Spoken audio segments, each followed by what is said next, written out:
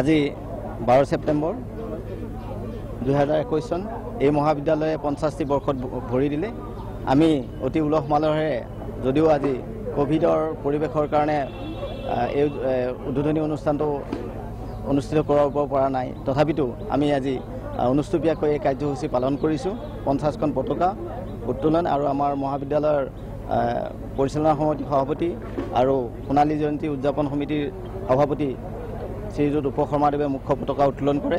আৰু ঠিক তেনেধৰণে আমি স্মৃতি তৰ্পণ আৰু স্মৃতি চাৰণ অনুষ্ঠান আমি ৰাখিছোঁ আৰু অহাকাইলৈ আমি এক বিশেষ বক্তৃতা অনুষ্ঠান ৰাখিছোঁ। সেই বক্তৃতা অনুষ্ঠানত বক্তৃতা প্ৰদান কৰিব মহাপুৰুষ শ্ৰীমন্ত শংকৰদেৱৰ মহাবিদ্যালয়ৰ উপাচাৰ্য শ্ৰীযুত হিতেশ ডেকা। শিক্ষাৰ ক্ষেত্ৰত এক ঐতিহ্যমণ্ডিত অনুষ্ঠান। খাগৰিজান মহাবিদ্যালয়ৰ আজি সোণালী জয়ন্তী বৰ্ষ আজিৰ পৰা আৰম্ভ হ'ল।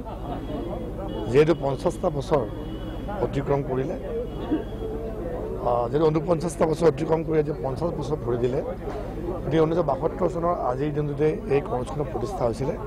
আজি 50খন আজি পতাকা আজি উত্তোলন কৰা হ'ল।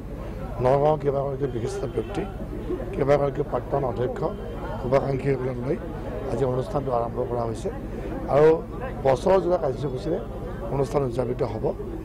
মই এই চেগতে খাগৰিজান মহাবিদ্যালয়ত জড়িত সকলোকে মই শুভেচ্ছা জনাইছোঁ।